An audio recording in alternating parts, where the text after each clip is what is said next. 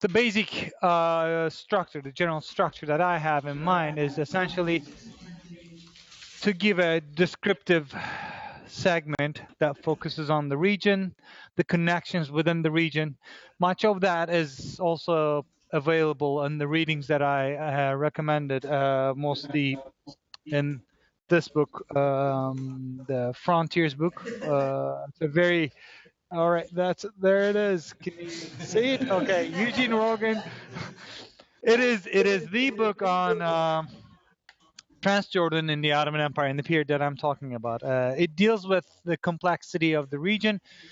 Um, it has some minor issues, but overall, it's a very solid book and it's very informative. And I recommended, I believe, 2 chapters out of that book that focus essentially on the regional dynamics. So there's going to be the descriptive part early on, and then the bulk of the discussion will focus on what I call the political economy of Transjordan. This is the part where I'm dealing with people and things and people and people. Reforms, the first part, I will discuss essentially how the transformations of the 19th century changed the way that people related to things and the people relate to each other. In the second segment, the refugees, I'll be dealing with a massive influx to this region of primarily Adige people, the Cherkess or Circassians, that essentially build a capital for what is Jordan today. Amman was built entirely as a village for Circassian refugees. And by mid-19th century, the demographics of the entire region changed drastically. So with the refugees we have, and I believe Elaine find that segment fairly interesting, with the refugees we have a reversal or an immense transformation in the demographic dynamics in the region. Then I'm going to try to discuss how that affected the wealth, how the first 2 factors affected the wealth accumulation and the way that people had any say in what was happening around them, their agency.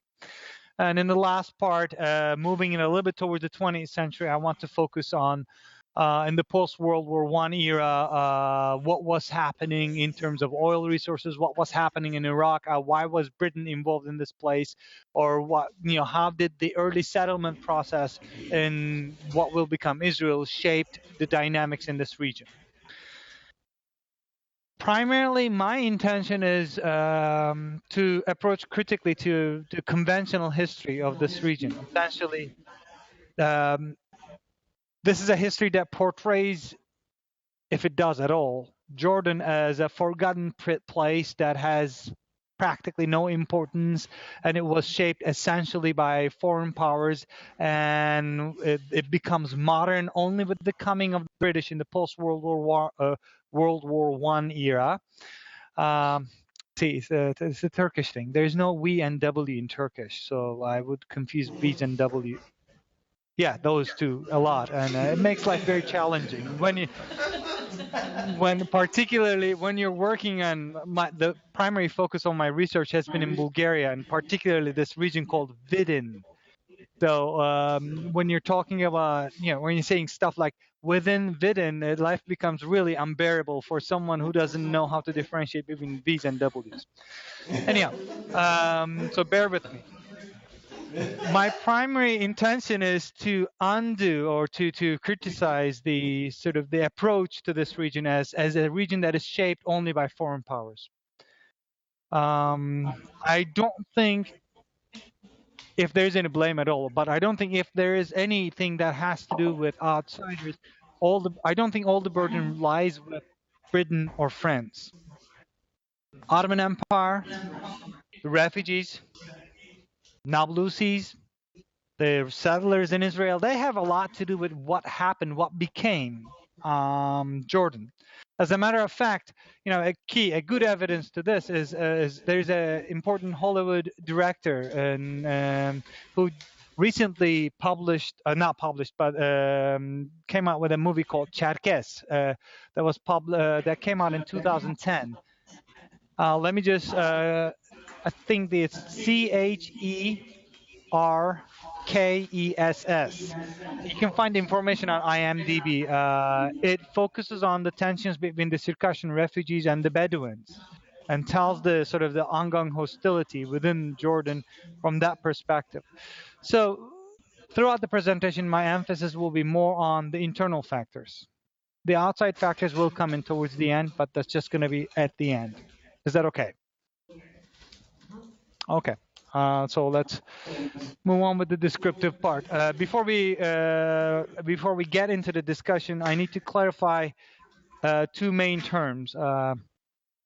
I'll be referring to tribes a lot, and because particularly Bedouin tribes is very influential, very important in the context of 19th century, and it's very important today too. If you look at, for example, modern day Israel or modern day Jordan as well, Bedouin tribes are very, very important. In places like Negev in Israel, which is on the southern part of Israel, closer to Jordan, Bedouin tribes constitute around 200,000 people, perhaps even more than that. And the Israeli government has as a very deliberate policy of settling them into the buildings like that look like the ones that you are in right now, which doesn't exactly fit with their cultural practices, with their lifestyle in general. And there's an ongoing dilemma within Israel, and particularly centered around Ben Gurion University and Negev Desert, about the Bedouins there, because 50% of that 200,000 actually currently residing in government provided housing, and it's not always very well maintained. Let me put it mildly. There's a lot of tensions. We'll get into that later on at this point. But with the tribes, including the Bedouin tribes, what I mean is not necessarily an ethnic group. I'm not talking about a family. Although kinship is emphasized a lot, tribe, and this fits well with Eugene Rogan's description too. Tribes define in genealogical and territorial terms. We're referring to, in discussing the tribes, I'm referring to groups that are politically constructed and open. So people can become members of these tribes through marriage. And sometimes those marriages work in favor of the women, sometimes they work in favor of the men. Scholars like Margaret Meriwether, who works on Syria, wrote a kind of neat book about family history of Syria, The Kinhu Count. Essentially portrays very clearly that oftentimes women build alliances, women build networks. So tribes, in that sense, is a political construction, is something that is flexible, fluid. It's not necessarily closed. And the other element that I want to focus on is frontiers. For those who teach American history, that might be a term that might be familiar. Frontiers, by frontiers, what I will mean is essentially a region of contact between two powers. The frontier opens when these two powers meet. Say, for example, the state and the tribe, the government and the tribe, the settled people and the tribes. And once one group established domination over the other, then the frontier is closed. So what makes a frontier possible is the presence of conflict, is the presence of contact. Transjordan in the 19th century was a frontier zone, became a frontier zone. And that's why this term is important. And because it became a frontier zone, it changed the way that people interacted with each other. And with the majority of the people living at that time period were organized in tribes. That's why I feel like I had to clarify these terms. Okay, any questions? Okay, moving on. The region, I don't know how clear is the map. Do you see the highlighted marks over there? There are some on your presentation map.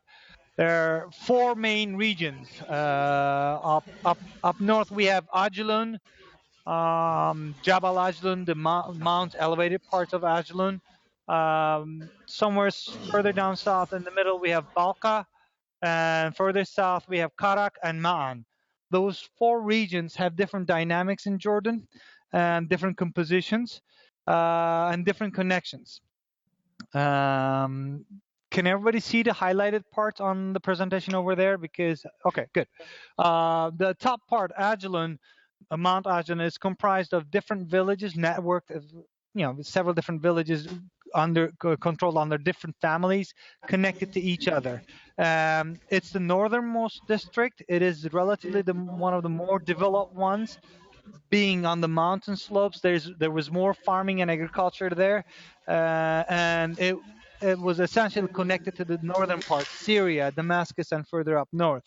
And Balka, the middle part, in Balka we have Salt, the town Salt, the largest town in Jordan in the 19th century.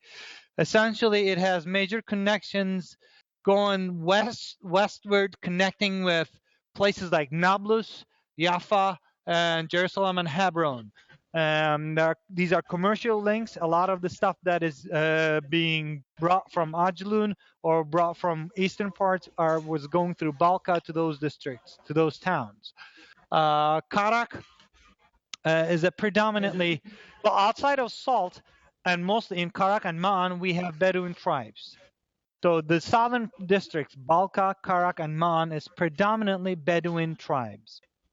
Only in Balka we have the town Salt, but outside of that, everywhere else you have, at the earlier part of 19th century, nomadic tribes, Bedouin tribes, that do not have permanent residency throughout the year in a given land. Which means their relationship to property, their relationship to land, agricultural land, is very different than any settler societies would be. Their understanding of ownership was more related to use rights. They essentially sharing out space on that table. I need more space because I have a bigger plate. You got to carve out some space for me this year. For next meal, I can give you some of that space. It was not based on, I own this chair, I own 1/8 of that table. It was more fluid. A similar structure, it was observed in places like Palestine, Nablus, and other places, and in places like further east in India. That kind of use rights dominated the way that people related to land in this region. Particularly for the nomadic societies, that meant a continuous assessment of how much one can produce at any given moment of time. Say, if I were a farmer, not even a Bedouin tribe, but if I were a farmer, and if I had, say, 3 sons to help with the field work, and let's say 2 daughters to help with the harvesting and everything else, if, say, 2 of them were sick that year, the land that would be allotted to me in terms of for use would be reduced from the previous year. So we're talking about a much fluid property structure. And this will remain as such until 1958. And I'll get to that in a second. Until the private property rights are introduced within the Ottoman Empire in 1958. So we're dealing with a region, 1858, I'm sorry, 1858. Yeah, I don't talk 20th century. I'm an animal 18th and 19th century. So that's how modern I can get. So majority of the region that we're dealing with then is mostly populated with mobile, nomadic groups that emphasize fluid, dynamic political relationships, constantly negotiate use rights with each other. Now that has not changed drastically. That is, the Bedouin law, the Bedouin methods of negotiation with each other obviously are much more modern at this point, and very different because of the modern state in different places, but still there's that dynamism, there's that emphasis on the relationship, on the kinship structure, so on and so forth. Good example of a Bedouin family, Bedouin existence is, there's a recent documentary that is available free online called Solar Mamas. Solar like the solar panel, mamas like mothers, because it focuses on a Bedouin Jordanian woman who's going to a school in India that teaches people how to develop and install solar panels in poverty-ridden societies. That documentary came out last year from a grassroots movement called Why Poverty. It's a general movement that is targeting poverty, and Solar Mamas was promoted as one that actually one of the ways that you can deal with poverty by teaching, empowering people, particularly women in poor societies, poor communities. And the key example, the key character in that documentary happens to be a Jordanian Bedouin woman. It's a beautiful one. It's an interesting, sort of very uplifting one to watch, although sometimes difficult. So we're dealing with predominantly nomadic region, limited agriculture, mostly sort of nomadic existence, moving back and forth, temporal presence in regions. And the more south you get, the less populated Jordan was and Jordan is today. Even today, when you look at the southern part where you have Ma'an, you have 3 different regions separated by large valleys and deserts. Up north you have Tafila, then Shalbak and Ma'an. Those regions are important only predominantly because of their placement there and on the caravan routes to Hijaz down south towards on the pilgrimage routes. Everybody knows about pilgrimage, Hajj? Can I assume that? Okay, so pilgrimage, the caravan routes going to Mecca every year was very important for this region and the commercial activity in this region. During the Hajj time, during the pilgrimage time, the southern part of the region would get much more active than it would be otherwise. And protection of the pilgrimage routes were important for not only local communities, but also for the larger empire that controlled the region, the Ottoman Empire in this case. Hijaz, the region further down south, and Hajj, the pilgrimage, became particularly important in the context of the 19th century, because in the 19th century, as the Western world, the British and the French, were focusing mostly on protecting the rights of the Christians within the Ottoman Empire, the Ottomans were doing exactly the same for the Muslims in India and Muslims in Russia. So Ottomans were promoting themselves as the protectors for the Muslim community, which meant protecting the rights of people to go and come back from pilgrimage routes. And which meant a more emphasis, a deliberate emphasis on making pilgrimage more sane, because it was an insane thing, and more healthy, less dangerous. It's Ottomans were using it to do a sort of criticize the British administration, for example. In the 19th century, you have hundreds and thousands of Indian Muslims coming in to Mecca, to Hijaz, for pilgrimage, and saying, we don't want to live under the British regime. Can we become your citizens? And for the Ottomans, it was kind of a show of force to thumb your nose to the British. See, you cannot protect your own citizens. They want to become my citizens. The same happened for the Russians. Russians in this time period going through a Russification policy, trying to convert the southern Muslim populations predominant to Christianity and to impose a Russian identity on them. And the Ottomans were kind of jabbing back, retorting back, saying that you can't do this to the Muslims. You need to protect my Muslims. I am their protector. You have to respect their rights, and so on and so forth. That kind of identity politics was, par for the game for the empires at that time period. So pilgrimage in the 19th century becomes extremely important.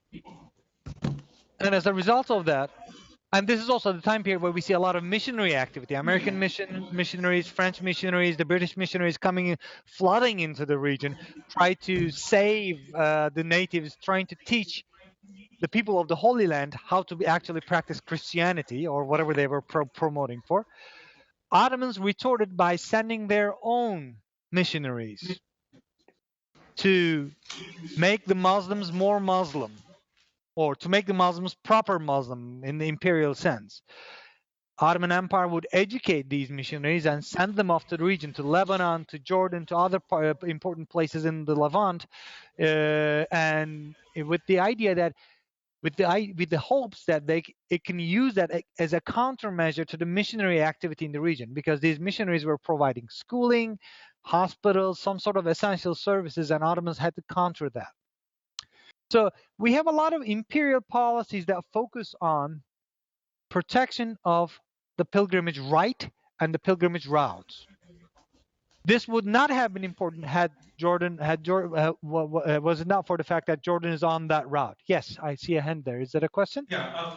Were the Ottomans sending, were they Sufis, or were they No. using a In the 19th century, Ottomans promoted an official understanding of Sunni Islam that fit well with the imperial identity. This was based on the Hanafi doctrine.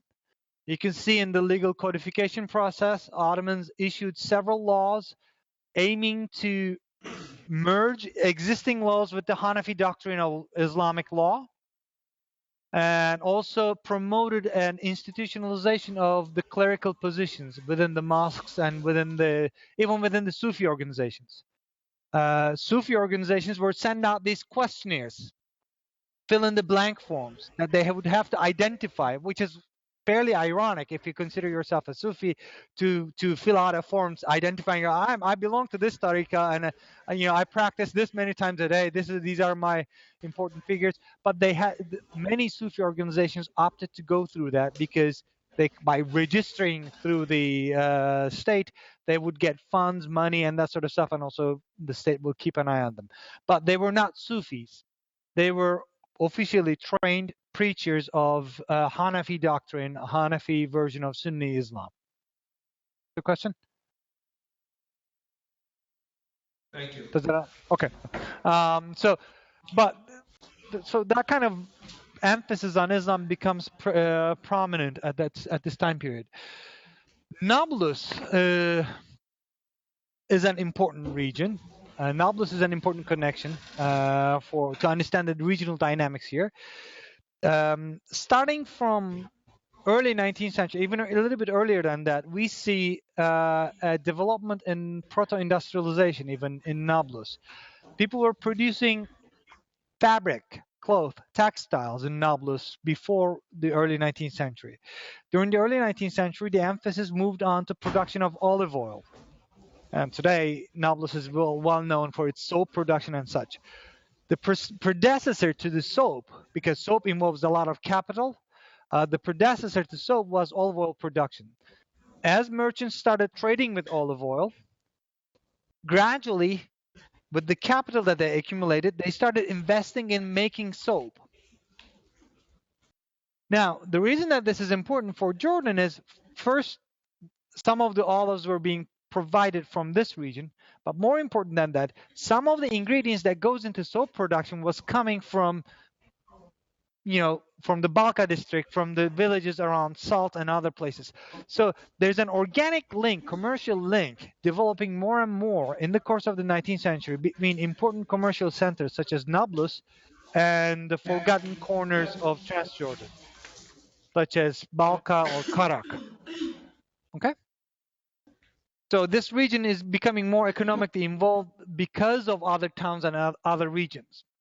Haifa and Jaffa, those two places, become significant in the course of the 19th century as well, which I will discuss later on, because of the administrative regulations. I'm sorry? No. Oh, no. Oh, no, okay. Haifa and Jaffa, the coastal towns, they become prominent in the course of the 19th century as well. They become important commercial centers, and because of their increasing prominence, they also become important political centers as well. And much of the activity going on the other side of the Jordan River becomes connected to these towns. So as these towns become more gentrified, becomes more wealthy, as we see more and more capital accumulation in these places, we see a revitalization of economy in the course of the 19th century in the places where nomadic societies dominate. Nomadic groups, nomadic tribes dominate the territory. And this, to add to this complexity, we have Tiberias up north, Lake Tiberias, just right up north, close to Accra and Haifa. I don't know if you had a chance to find that documentary, Elaine, Diaries of Yusuf Nahmani. We found it. Some of us have watched it, right? How many? Okay, all right. Okay. All right. Okay. So Lake Tiberias becomes a very important place in the early 20th century. But even before that, Tiberias was economically connected because of the land route going up north with this region as well. So as Tiberias becomes more Judaicized, as the documentary puts it, as Tiberias becomes more Judaicized, it has an impact on Transjordan, Jordan in general as well. So this is the descriptive part. So we're talking about a region that is predominantly nomadic society, little urbanization, but increasing economic developments and very tightly knit networks focusing on particular goods and particular commercial networks.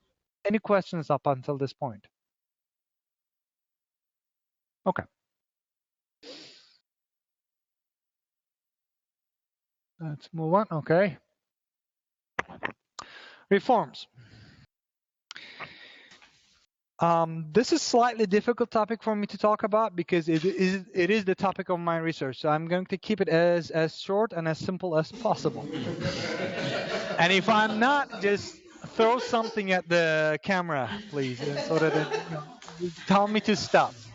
I sleep and I wake up with these ideas. So the problem with the discussion of reforms and modernization in the Ottoman Empire, in the region, in Jordan in general, is that oftentimes what happens in the 19th century is portrayed as if something that is imposed from outside. It is the Westerners coming into the region, telling the Ottomans how to be modern, how to change themselves. Now, when I'm talking about becoming modern, this has great implications for economic production, great implications for political activity, political voice, and all that.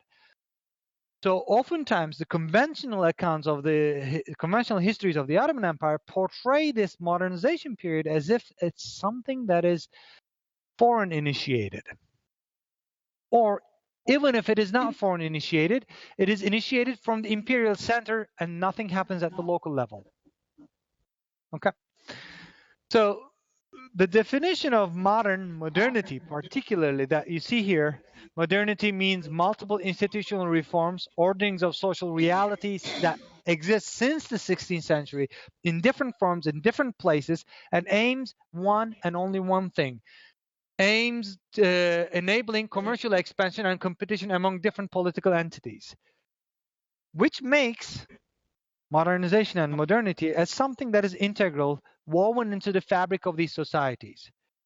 These people, merchants, Bedouin, and others, had the potential, had the interest, had the willingness to become modern, to modernize, to adapt the conditions of changing economy. They were competing with each other. There are several revisionist works that emphasize this. Beshara Dumani's work on Nablus portrays it beautifully, how the local merchants actually made a fool out of all the British and the French merchants coming in town. They would tell them that they don't have olive oil while they're selling their olive oil at a higher price to different places through different agents. And they would tell the ambassadors lies, and they just make entire fool out of them. Also, Eugene Rogan, in discussion of Transjordan, clearly explains how many of the local populace here were actually messing with the missionaries, telling them that, okay, I'll convert to your version of Christianity if you pay my debts. And a lot of the missionaries were actually buying into this, and they're paying the debts, and they'll go back to their own old practices. In a similar way, Usama Makdisi does the same analysis for Lebanon. So there's a lot of evidence right now that shows how local people were actually manipulating the so-called foreign powers who were there to teach them how to be modern and how to be nice, how to be civilized.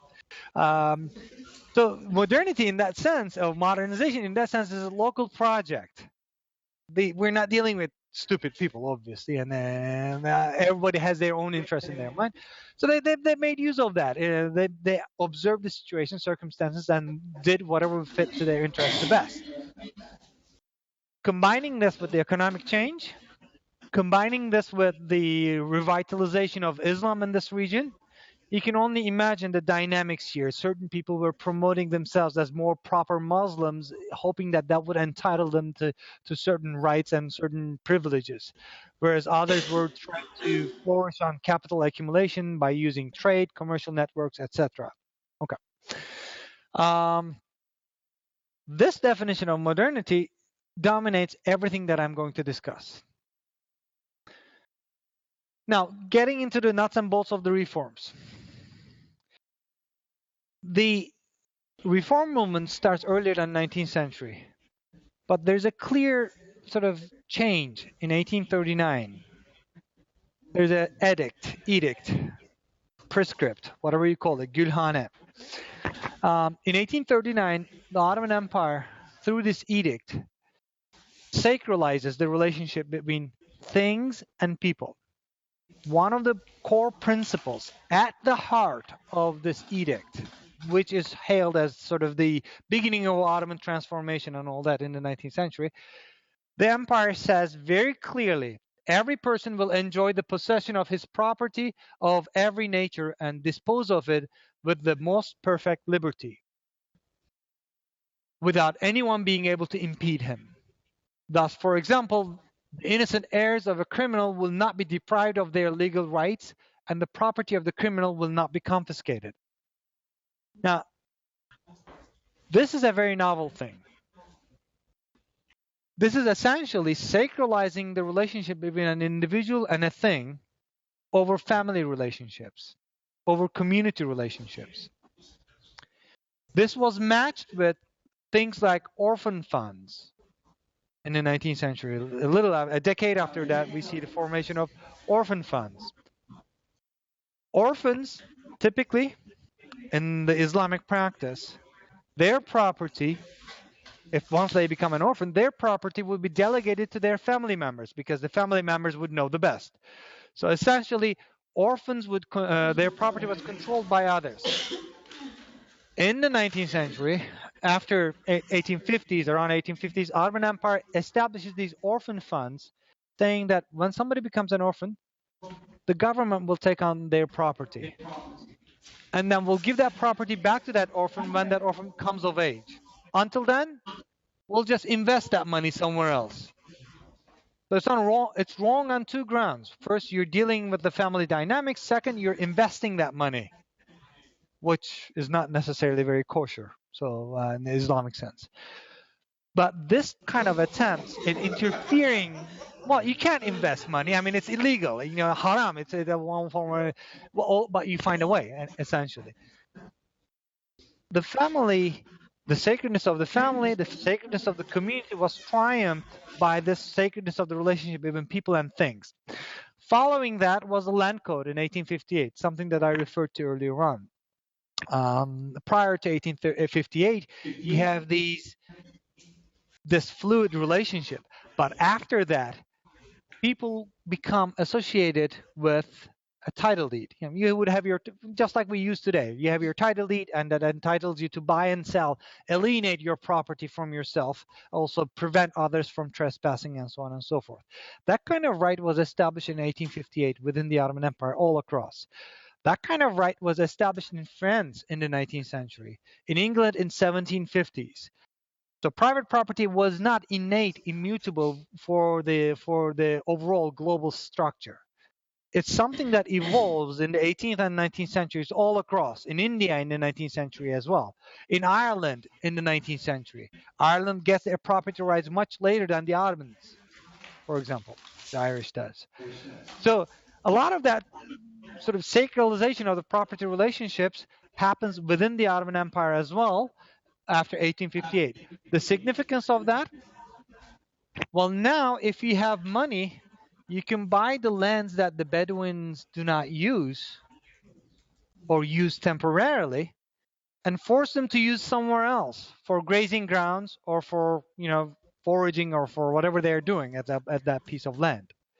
So it changes the dynamics.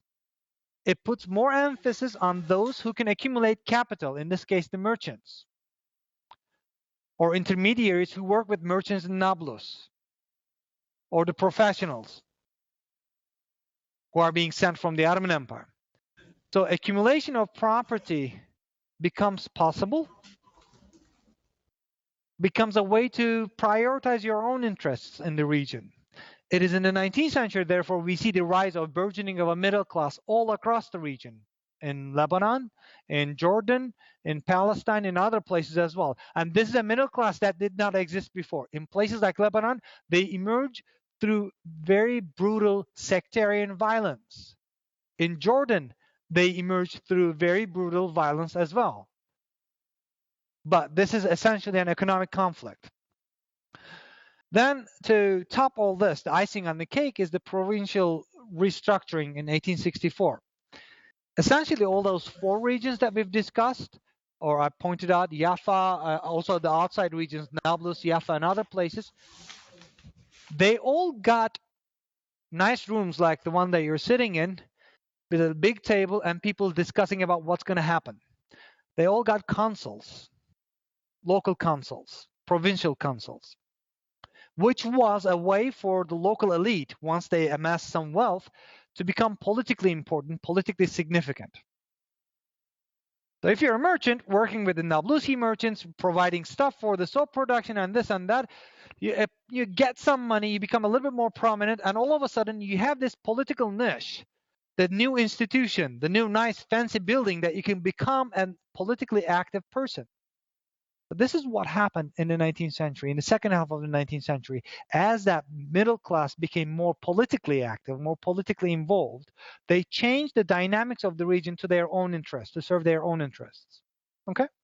So it looks like a nice dreamy picture where you have a middle class emerging, classical sort of capitalistic picture, middle class emerging, amassing wealth, monopolizing that power, icing it with political power, and essentially gaining what they intend to gain, power, political economy in general. But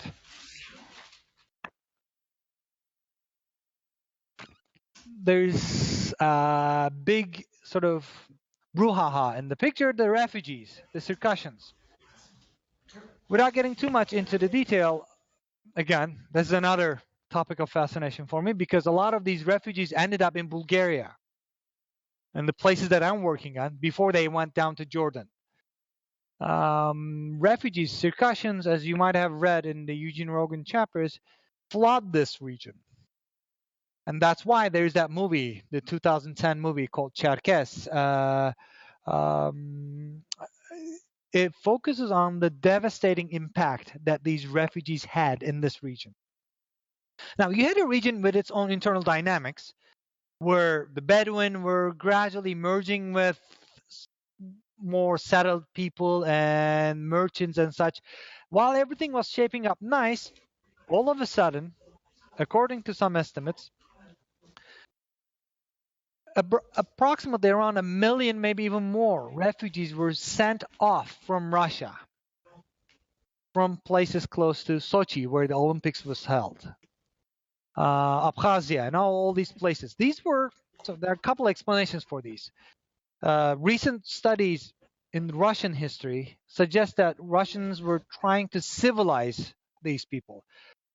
The people who were involved with the persecution and pushing of the Circassians outside of the Russian Empire were actually thinking, if you look at their imperial correspondence, they convinced that they were civilizing. They were bringing civilization to these God-forsaken parts of the country. We're talking about northern part of Black Sea, Caucasia.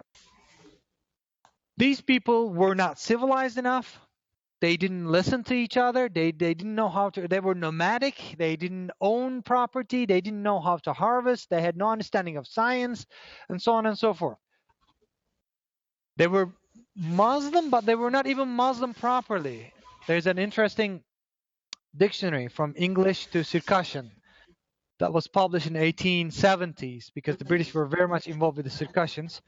The preface to that dictionary for the British officer, a dictionary for the British officers, the preface says, well, the Circassians are Muslims, but they have all these animistic, sort of shamanistic traditions as well.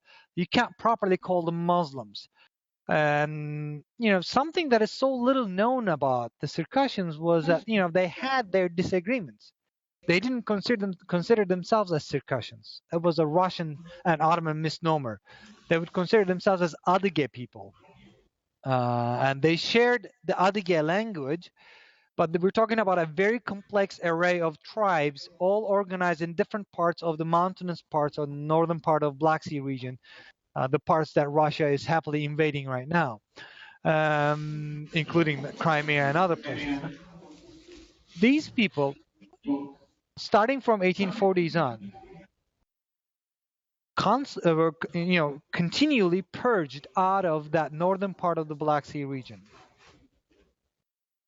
They ended up flooding into the Ottoman Empire because of a dual agreement between the Ottomans and the Russians. And this is interesting because it's one of the earliest examples of this ethnic resettlement issue that would serve as the basis for Ottoman Greek population exchange or Ottoman genocide of Armenians.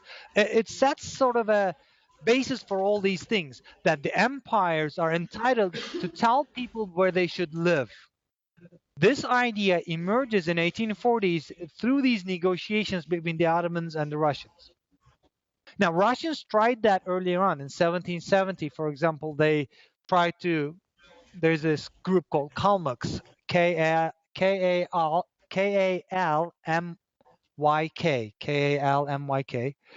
This is a Buddhist group that used to live in the southern part of Russia, and the Russians tried to tell them where to go, how to live their lives. And they said, to hell with it, and they just moved on to somewhere else. They just abandoned all their land and left everything else. After that, Russia didn't learn their lesson, her lesson, and just start nudging these people. And at the end, Ottoman Empire sat at the same table with them and negotiated, okay, I'm going to give you some Bulgarians, you settle them there, and you send me whatever you have over here. The end result was disastrous for both empires. But for the Ottomans, it was even worse because Russians were actually fighting in that region. And once those people were sent, a big chunk of them went to the Balkans, right at the time where Ottomans were losing their control over the Balkans.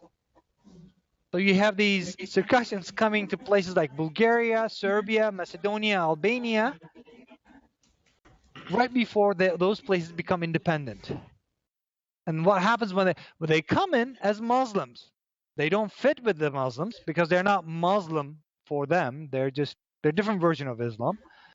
The Christians don't trust them, and the ethnic violence ensues. And at the end, what you have is the vilification of the Circassians in the Balkans. As Balkans become independent, a lot of these people are persecuted, treated as horse thieves, and barbaric, uncivilized people, and forced out of Bulgaria, Serbia, and all the Balkans into Anatolia. Now, Ryan Gingeras wrote about this in Anatolia and at the eve of World War I, how chaotic things were and how it made things worse. And this book, Sorrowful Shores, which talks about these demographic movements and how it changed the violence in the southern part of Istanbul, southern part of the Marmara Sea within the Ottoman Empire. What you see there is that the empire itself was using these groups, these refugee groups, as militias. It was giving arms to one group saying, you go attack the Greeks, and then giving arms to another group saying, you go attack the Circassians. And then sitting back and watching them fight with each other, and in order to maintain some level of control in this region. At least that's what his argument is. Those people were not welcome in Anatolia as well. So a lot of them ended up moving down further south to Jordan, to Syria, to Lebanon, and to Israel, what will become Israel, and to Palestine. In some of the other places like Lebanon and other, where you have a lot of important towns already, they kind of nudged their way in, and they settled in. But in places like Jordan, where we see their the devastating impact most, because in the unoccupied lands, in the unowned lands that now all of a sudden become buyable and sellable thanks to the 1858 land code, the Ottoman Empire was able to establish villages. Amman, the capital of Jordan, was not there before 19th century. It was established as a village solely, only to inhabit these Circassians. It was a purely Circassian village. That's great. I mean, it's great for the imperial perspective. You have a group of people that is located in a key location, and they're loyal to you because you give them land, you give them settlement, you empower them. But it also challenges, because these are coming with title deeds. They have the general policy for the refugees was that they were given land and a pair of oxen so that they can till the land and all that.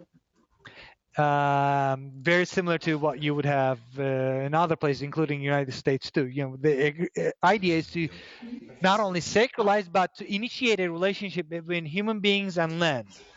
And once they have that, they're not going to give it up. They're not going to leave it. So as they come in, either as a result of civilizing mission or demographic warfare between Ottoman Empire and Russia, they change the dynamics of the entire region. First of all, they define new frontiers. They come in as agents of the Ottoman Empire, unwanted refuse of the Ottoman Empire, for lack of a better word, because they're not wanted in Anatolia. Ottomans are trying to get rid of them as much as they can. They're just sending them off as quick as possible. In addition to that, not only they are pushed outside, but also they are forced to interact with the Bedouins, the nomadic society, because they cannot come in and take the land away from others. So the land that they're appropriating, the land that they're taking out, by definition, are the land of the Bedouins, which means you're putting two people at odds with each other immediately from the get-go. So you have these constant processes of defining new frontiers. Any land that is debated becomes a frontier between the Bedouin and the refugees, and eventually, with the help of the Ottoman Empire, that tension was oftentimes resolved to the advantage of the refugees. So the refugees became more powerful, more prominent in the society, and at the expense of the Bedouins.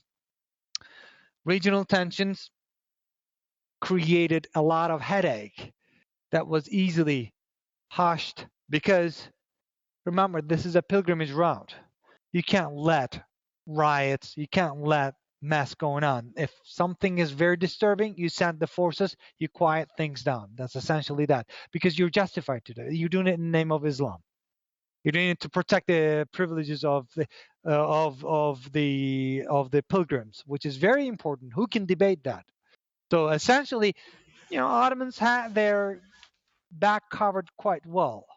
They had the religious justification on one hand, and also they had a very loyal group ready to negotiate, but loyal in general to the Ottoman Empire, to the interests of the state. And all these political structures set in place, you can easily guess how some of the new refugees gradually make their way into the administrative councils or these provincial councils, become politically prominent, and take control of the region at the expense of the Bedouins.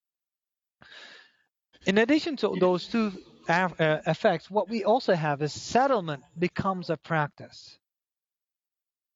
Ottomans, not only to themselves, but also to others, such as the Israeli government later on, shows that you can bring in people, take unused land, settle them in there, and watch them flourish. See how civilized we are. Now, this became a very crucial practice. This became a very important practice for this region because Israelis use this practice as well, not just the Ottomans. And also, it encouraged the Ottomans to envision a future where they can actually ask groups of people, well, you're causing a headache here, why don't you just move over there? Kind of a mentality. To the Armenians, as I said earlier on, to the Kurds, to the Greek population all across the western part of the empire. So the end result is disastrous for the local inhabitants, but it is all the more empowering for the new sort of national empire that we see here emerging. Okay? Questions up to this point? Moving on. So what I'm going to talk about here is pretty much obvious because of everything that I've said before. The development of the commercial networks, the rising prominence of Nablus, rising prominence of these commercial networks that includes places like Jaffa and Haifa and other places, led to a burgeoning merchant class, which gradually took over property, which gradually took over land, and all of a sudden, Eugene Rogan does a very good example of showing the wealth of these merchants by examining their houses. Massive mansions, huge mansions built in the middle of nowhere in places where there was not a town before. Now they can afford it because they have the wealth, so they invested and they become more prominent, they look more stately, and they gain more political power. So you have a burgeoning a set of burgeoning merchant networks and a middle class and a burgeoning merchant class that is becoming more and more politically powerful. This group was divided. Gradually, we see more and more Circassians coming in, which Rogan doesn't emphasize as much, but they become more relevant as we move towards the 20th century. And also, what we see in this time period is that because of the significance of the flourishing regional economy, many of these merchants buy into this idea of, oh, the pilgrimage is very important. Maintaining a safe route, and more important than that, the Hijaz Railroad that is built also in the 19th century that crosses this region, benefits these merchants. Instead of walking through, you can actually take the train. And also, so these merchants, this burgeoning middle class, buy into these idea of the importance of pilgrimage, the importance of Islam, the importance of following the Khalifa, the Caliphate, the Ottoman Sultan. So the Ottoman Empire in this way not only buys the votes of the refugees, but also the votes of the burgeoning middle class, who become committed to developing infrastructure, railroads, political agency, this and that, but also committed to developing economy in this region. So the end result, you have very good factors that would support the empire as long as the economy is flourishing, as long as the economy is developing. So the after effect of this economic development is monetization. Barter was a form of trade. The form of bartering was fairly active in this region. It is replaced by buying and selling of everything through use of money. People use what is called salam contracts in this region. Salam here means you promise to buy the olive oil of the producer for the next year at a set price. You give the down payment right now. So the producer who needs the money promises that he or she will sell X tons of olive oil to you at this price next year. Well, the harvest is not always certain. If you cannot produce that much, you have to buy that, oftentimes at much higher prices, and sell it at much lower prices, which means you become more vulnerable to price fluctuations. You're more prone to lose your land, and guess who buys that land? Obviously, the guy who's giving you the money at the first place. So merchants become more powerful. Monetization, they suck the blood out of the small producers. Monopolization of production, which is something that you also see in Palestine and other places too, in the Balkans as well, becomes the common practice in this region. So you have this stronghold of middle class gradually accumulating not just wealth, but also land in the process. And as they become more and more So this is this class warfare, right? Essentially, what we see is certain people are growing in power. This gradually leads to purging of these people, certain groups of people, say Christians, for example, or so certain groups of Muslims or certain groups of other ethnicities based on their religion. Because Usama Makdisi, I don't have that book here, but Usama Makdisi, in a very, very important work on Lebanon, discusses the culture of sectarianism. Discusses Lebanon and how these dynamics, in the case of Lebanon, created brutal violence in 1840, 1860 that marred Lebanon all throughout the 20th century. It was the economic interest that essentially encouraged people to affiliate themselves. Well, I'm a Christian and I'm going to ally with the Christians, and we Christians will take this land away from you. And the other guy saying, no, I'm a Muslim and I'm not going to let that happen, and we Muslims will protect this land. So essentially, what happened to be social inequality became more and more associated with religious groups, religious differences. What we see in places like Jordan, Lebanon, and other parts of this region, Syria as well, wealth inequalities, income gap, becoming explained by religious differences.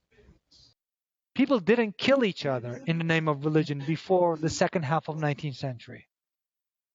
I mean, yes, religious tensions always did exist to a certain degree in different places. There was occasional religious violence, but there's clear evidence that, for example, if a Christian villager was insulting a Muslim landlord, or vice versa, if a lower Muslim class villager was insulting an important prominent Christian merchant or landlord, their own community would punish that lower class person, would not protect their own religious brethren.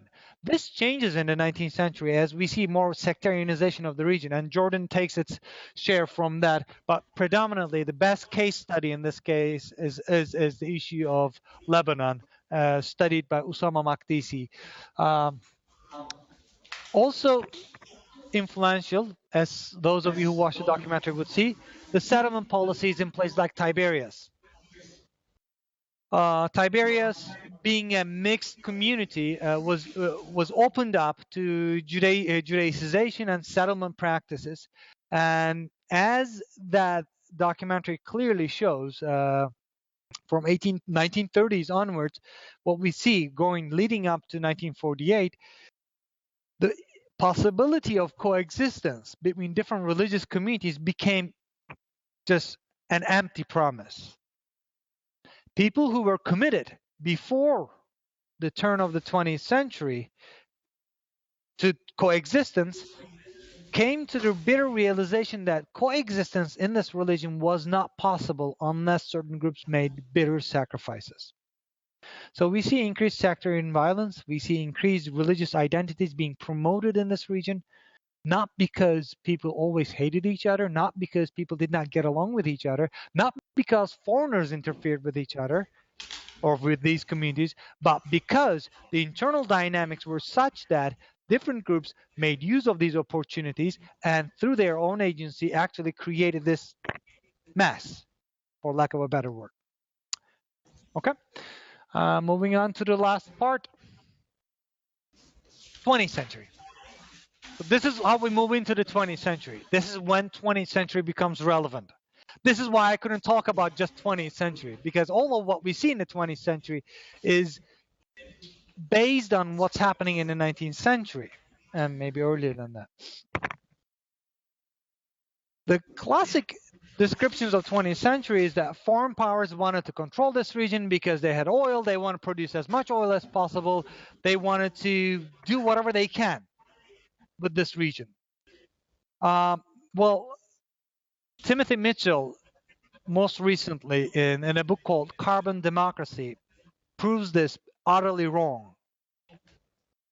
He says, first and foremost, the intention of the oil companies early on was not to produce oil. Actually, to the opposite, was to limit production of oil. Parallel to the construction of Hijaz Railway, there's another railway that goes down towards the oil fields in Basra and southern part of Iraq. That railroad construction was stalled, was stopped.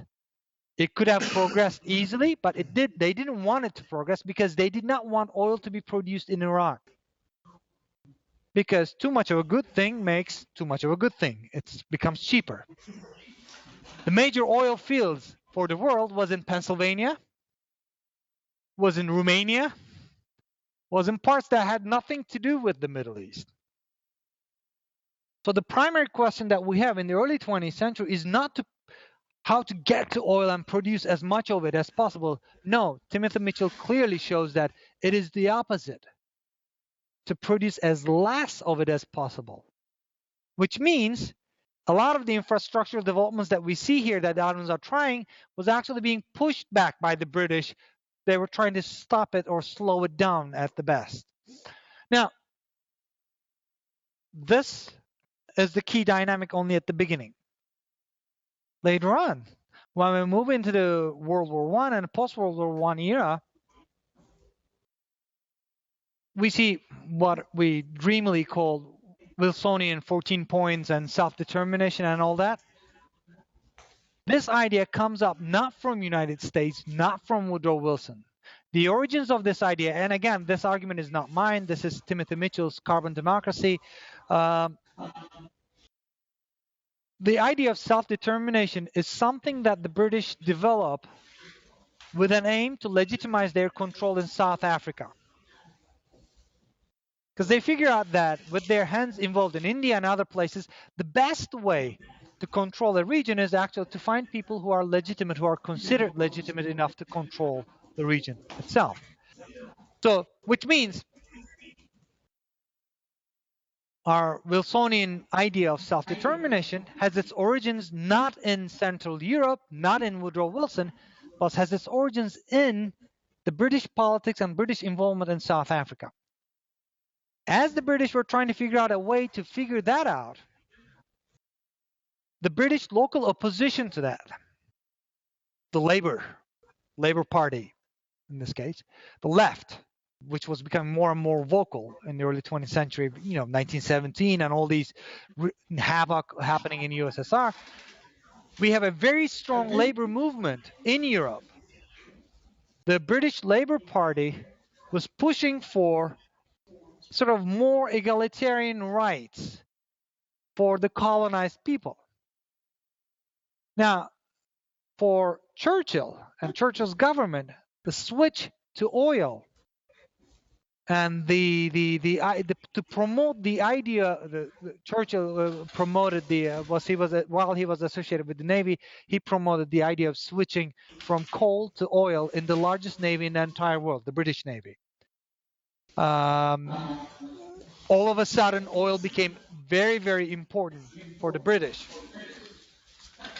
But also,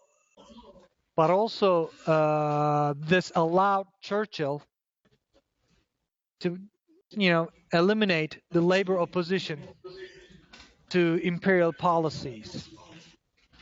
By making oil a priority for the British Empire, Churchill was able to go say to the Labour Party, this is a national priority. I cannot let your interest to interfere with that. So making oil significant was a policy that promoted British internal political interests as opposed to making more money out of something that was very scarce. And as we move into the interwar years, it becomes very apparent to the British that it is just like it is becoming very apparent to us right now. It is very costly to control a foreign country. We're pulling back our forces from Iraq, from Afghanistan. Why? We can't afford that. We could afford that initially as long as Kellogg was providing the food for the soldiers and other companies were actually doing the construction work. So our economy was booming from that. But once it became so dangerous that the costs overrides the benefits of this kind of military involvement, well, we're done with this. I'm sorry, we can't afford it. So the same happened in Britain as well. Realizing that their hands are tied, more and more so in India, the British approach to how are we going to deal with Iraq was like, okay, let's find a mandate.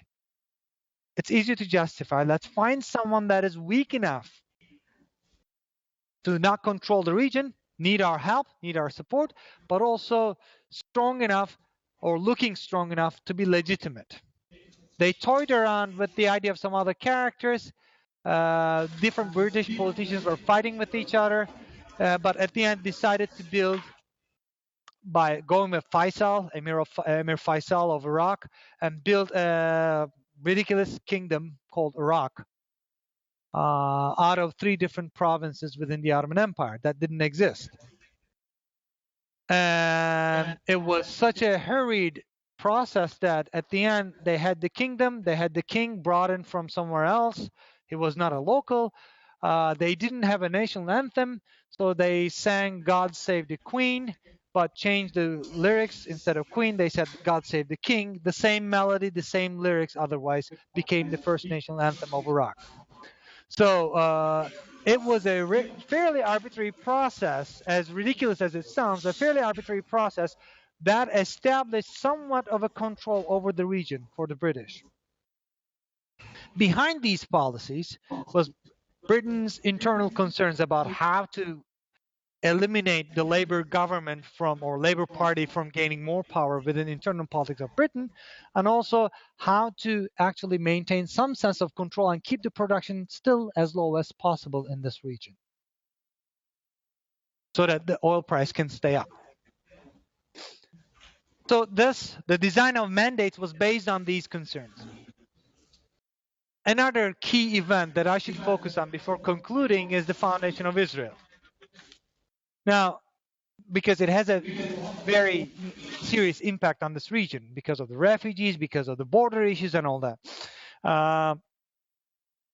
The movement of Jews into this region, in the northern part of what is known as Transjordan, or into this region in general, started before 1938, before the 20th century. Ottoman Jews were encouraged to go settle down in there. There are Ottoman Jewish newspapers that promote the idea of Ottoman citizenship. Let's go all become Ottoman citizens, settle in there, serve the Ottoman Empire, be a nice citizen of the Ottoman Empire. So the idea was out there already. What made it more complicated was this mandate regime that was introduced in the region with the help of the British and others, which utterly failed because it was not a sustainable thing, just like what we're dealing with right now. When the regime became too costly, they said, fine, we cannot do this. We're washing our hands off and out of this place. So European Jewry, the Jews of Europe, particularly Central Europe, were caught in the middle of this. So there is the possibility of going down and settling in a safe place. The best place to see this is to look at first and foremost, for example, short stories of Kafka. I'm sure a lot of you are familiar with Kafka. And The Trial, Metamorphosis, author of several stories, a Czech Jew who wrote to his girlfriend, lover in German, who asked her to write in German because he was not feeling very comfortable about his Jewishness. He didn't want to write in Hebrew, as opposed to his closest friend, who later on moved to Israel, Max Brod, who became the controller of the Kafka estate, which was recently a big sort of a political issue in Europe. I'll talk about that later on if there's in the question and answer part. But Max Brod was promoting the movement to go settle in Israel. Kafka was on the fence. He didn't want to go in.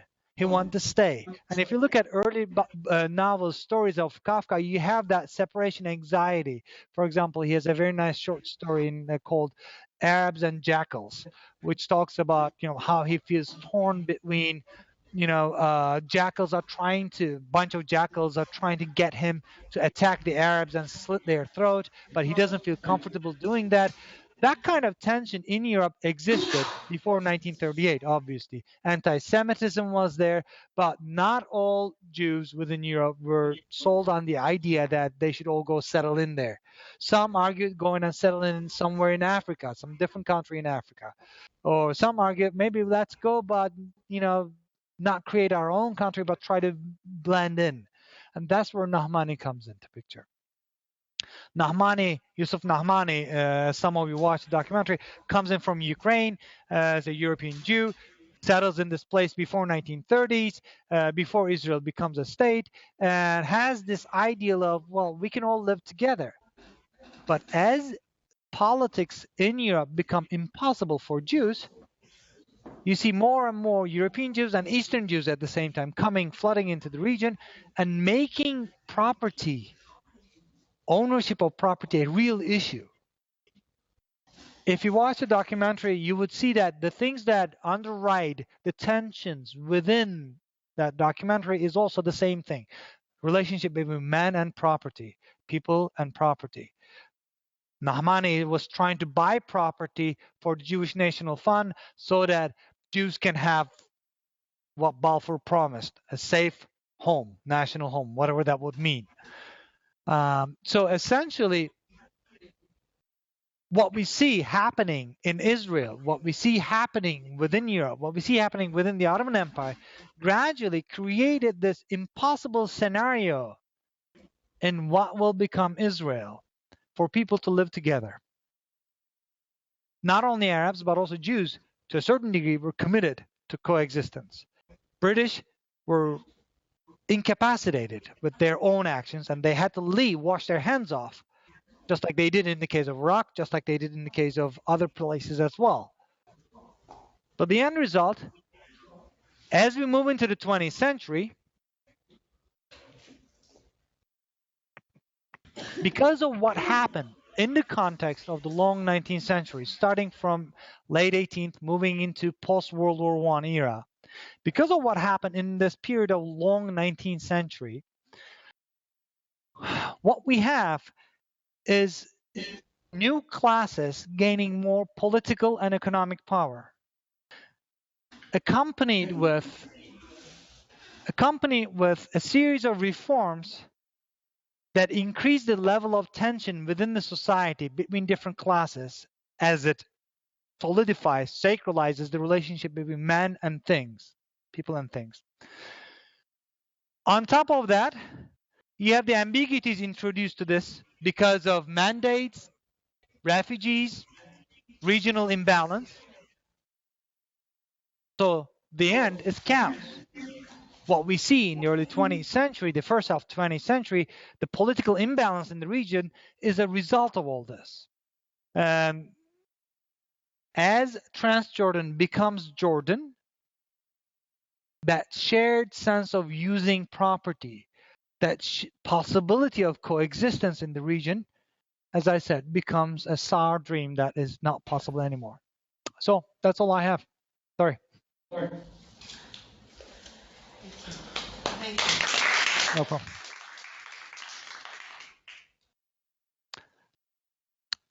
Questions?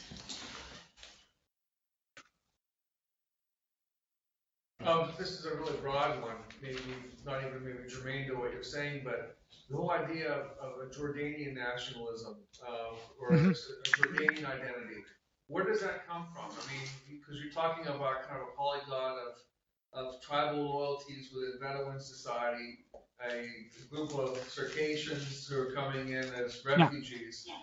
Is it, what creates a sense of, is there a sense of Jordanian identity? I just almost assumed it was an Arab identity, that these people were more likely to see themselves as pan-Arabs than they are to see themselves as Jordanians. Well, very much like many other nationalities that you see in the region, and not just in this region. For example, if you look at Romania, Irina Levizianu, as a scholar of Romanian history, wrote a very interesting book about nationalism in Romania, which she points out that there are very distinct regions, very similar to Jordan, for example. The regions in Romania are very distinct from each other, Transylvania, Wallachia, and all that. But in the 20th century, they come up with a common curriculum. They come up with a general idea of a national anthem, what a Romanian should look like, how a Romanian should behave, and all that, and essentially forge a nation. You see a similar example within the Ottoman Empire as well. Ottoman Empire, as it becomes a Turkish Republic, the founders' sort of immortal words as a dictator. No, he was a dictator from wherever you look at it, but he's a founder after all. They made a huge hero out of him. His immortal words is, "How happy is the one who calls himself a Turk." They put that. It's not how happy is a Turk, or Turks should be happy, or we all should be happy. No, how happy is the one who calls himself a Turk. So the precondition. Pardon me?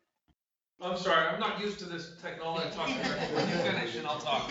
Sorry. Yeah, but essentially the idea there is simple. You just need to adhere to ideology, to an identity, stick to it, and then leave it to the others to make you happy. So any kind of nationalist movement in this region was based on the promises that was given by larger governments, all promising, all controlling, legitimizing governments that recognize the sacred relationship that you had between you and your property, and how you can inherit that, or how you can bestow it to your descendants, and so on and so forth. So essentially, the idea of nation was sold just like it is sold to any other nation that we see at this time period. But was it sold by the mandate system? We were talking about the internal dynamic that was here. But Jordanian nationalism, the border is drawn by the British, between the British and the borders French. are drawn by the British. They just draw the borders. Well, as a matter of fact, they don't even just draw the borders. Those 4 regions that I've discussed, the Transjordan, and the map that I showed, there was no borders. What you see as emerging as Jordan is an addendum that connects Jordan to Iraq, but essentially those 4 regions. And I tried to explain how those 4 regions were somewhat related to each other because of their western connection to what is now Israel, and because their southern connection to what is now Saudi Arabia. And if you look at the politics of Jordan today, you can see parallels with that.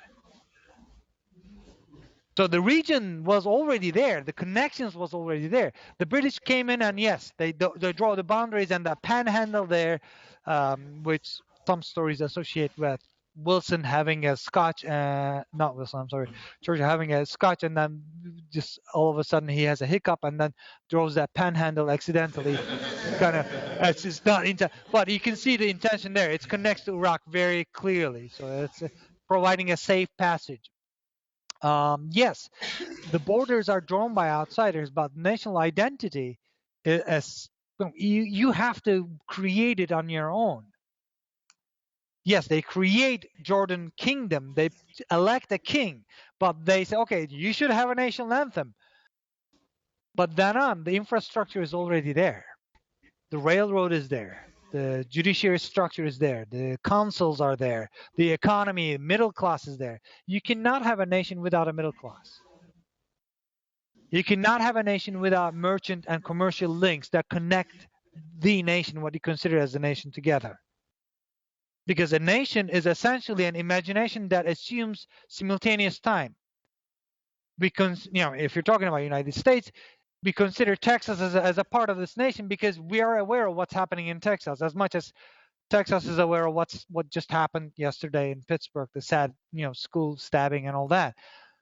There is that illusion that they live on the same time, they live on the same framework. And the only way to create that is actually to have a commercial network that actually supports that. Otherwise, there won't be any such network. There is no generic nation. I don't believe at least in that. I mean, I might be biased in that, but I don't believe in national identity. It's socially constructed. It is imagined, as Benedict Anderson would say. But overall, what determined the structure within Jordan was the regional dynamics, the upward the mobile middle class. And once everything was in place, once the British draw the boundary, said, okay, we should come up with some cohesive glue. Then you build your schools, which actually started in the 19th century under the Ottoman Empire. Through those reforms, several schools were established as the Bedouins were encouraged to settle down, sedentarize. And remember, all of these policies are now being used by Israel to sedentarize their own Bedouins in Negev Desert. So, and it's not so far-fetched from what the Americans did to Native Americans. First, sort of connect people into a network or plug something in their head like they did in Matrix, and essentially, and then force them to imagine a world of their own, a nation of their own. So in that sense, Jordanian nationalism was imagined in that context, I would argue. So this is different than Africa then. I mean, so the colonial powers in Berlin draw this map of Africa, and they draw these nations, and the legacy of that we see today. So you're saying that that's a whole different pattern, that because I don't think ethnographers were interested in Africa very much when they drew these borders.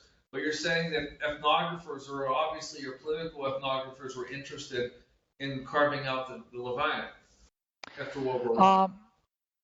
Yes and no. I mean, if you look at, for example, let's take the case of Mali and Cote d'Ivoire, the Ivory Coast. You know, and if you look at places in the countries in Africa, yes, there are boundaries neatly drawn and all that, segregated, separated. Some abide by language difference and all that the colonial powers imposed on them to a great degree. But on the borderline, these are very porous. You know, there is no essentially saying that all the Ivory Coast people are going to hate the people living in Mali, or it's not as clear cut as we would like to imagine.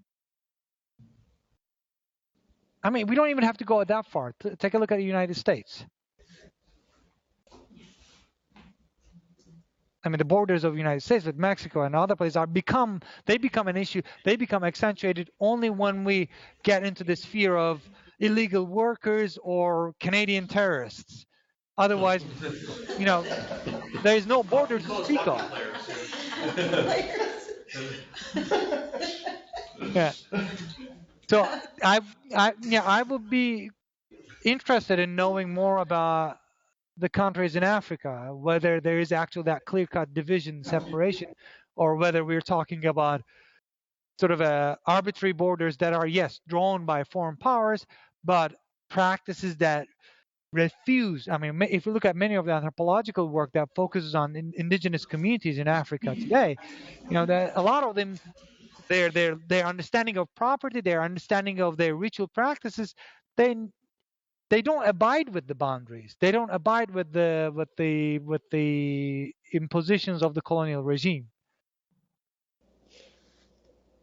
Michael? I don't know. Yeah, I was wondering if you could talk a little bit about the role of the Hashemites in this process, in the political process of Jordan. The Hashemite dynasty is the first dynasty, is the dynasty that is brought to power. And originally, the idea was to have the Hashemites control Syria, but through a secret deal on oil resources and property, you know, things that the British had with the French, they decided that the Hashemites were not liked in Syria. They don't belong to Syria. So the British was kind of like looking for, okay, where can I put this guy? Where can I put this guy? Oh, there it is. There is a Jordan. So they were made the king of Jordan as a family. The Hashemites their actual interest was the Hashemite dynasty's actual interest was to control what is known today as Saudi Arabia. It didn't materialize. The origin of the Hashemites they were the mayors of Mecca, you know, the Mecca, Medina, the holy cities, and they were opting for the Arab nation, a big sort of large thing, which failed. Which was initially promised by the British. They said, maybe we can do that. But then they said, well, no, we don't want to do that because we're going to upset our French friends a lot. And then so Sykes and Picot, they agreed on a different sort of territorial alignment, which forced the Hashemite king of Syria which was there only briefly, out of there. And then so one was placed down to Jordan, the other one was made the king of Iraq. And then on, it became an issue. Okay, so how do you keep these guys in power? Because they're not from the region. They're not Iraqi. They're not Bedouin. They're not natives. They're not even from Syria. Their own sort of the significance come from Mecca and Medina, which is now controlled by a different group. So the end result was you have a monarchy that you must keep in place. And how do you keep that in place? By looking the other way when they, whiplash and hurt their own people and oppress their people and say, okay, fine, we don't see you. You can do whatever you want as long as we don't see you. And just like what's happening in Saudi Arabia or Yemen or Bahrain or any other place that you look at in that region. We condone, we approve the violence that they're committing. We did. We did it up until recently in many of these countries, not just Jordan. So Hashemite dynasty emerged as a puppet dynasty in the region. It fell apart in Iraq, obviously. It didn't hold. I believe the younger brother was in Jordan, and the younger brother turned out to be luckier, and they could continue. And they maintained their authority in the region, only in Jordan, though. And they are compromising. They are more, they are trying to be more open, opening up more political avenues, but they're strapped because they're dealing with Palestinian refugees. And anyone whoever is speaking on the 20th century will be more informed about this. We'll focus more on this later on. But they're dealing with a massive Palestinian refugee issue. So it is, if you thought Circassians were bad, wait until after 1948. You add the Palestinians onto the picture, and then the Iraqis come into the picture as well. And the Syrians. There are a lot of Iraqis and Syrians flooding into the region. So how do you craft a national identity out of all this? I wouldn't be able to. I mean, whatever glue you use, I don't think duct tape would hold this together. But somehow, perhaps the hope of a future prominence in the region, because Jordan is a promising place. If you notice, Jordan is staying out of a lot of these problems and was actually competing with Saudi Arabia in the past few years. So essentially, we're looking for perhaps better avenues for the Hashemite dynasty and the Jordanians in general in the near future, but difficult to tell. Does that answer the question in Thank you. gibberish way? Okay.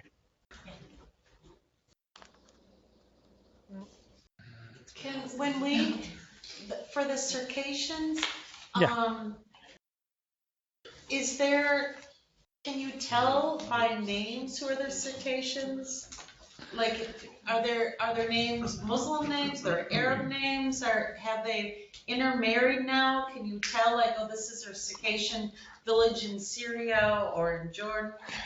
Well, the movie Cherkess, ironically, focuses on this impossible love tale between a Cherkess and a Bedouin.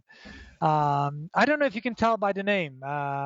Maybe the skin color might have been a clue, because they're coming from up north. They are mostly associated with, they will be the Circassian relative friends that I know are lighter skin color than I am, and I consider myself olive skinned, and so perhaps that could be an identifier. Obviously, the names would be an identifier, but this many generations down the road, many of the Circassians that I know in Turkey are not keeping their names, their family Circassian names and traditions.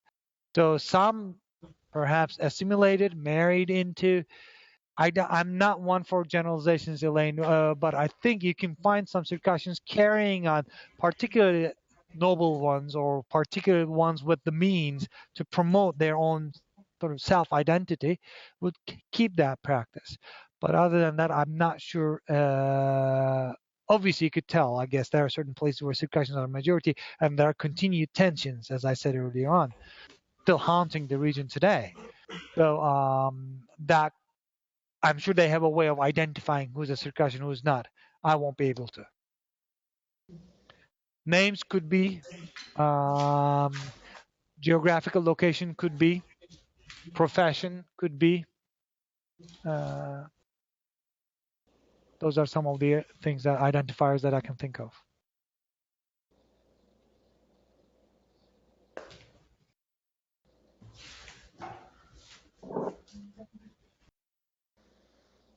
Any other questions that I can answer? Guess not, no. Okay, good. Thank you No very problem. much. Not at all. Very, I thank hope you.